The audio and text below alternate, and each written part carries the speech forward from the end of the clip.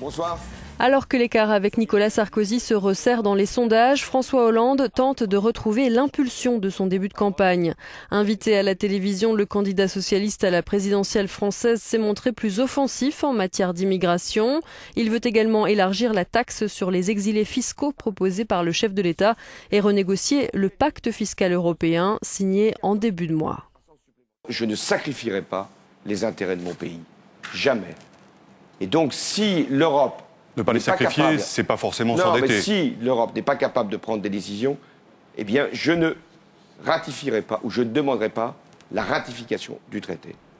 À droite, Dominique de Villepin, crédité de 1% dans les sondages, a annoncé son probable retrait forcé de la campagne. Les candidats à la présidentielle ont jusqu'à ce soir 18h pour déposer leurs 500 parrainages au Conseil constitutionnel. Il reste encore une journée et je me battrai jusqu'au bout, mais sauf miracle républicain, je n'aurai pas les 500 parrainages requis et je serai donc empêché de participer à l'élection présidentielle.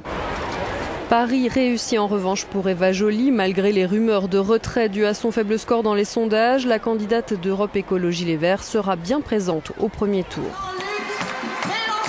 Jean-Luc Mélenchon, le leader du Front de gauche, aurait lui près de 1100 parrainages. 10 candidats seraient donc déjà assurés de se présenter lors du premier tour le 22 avril.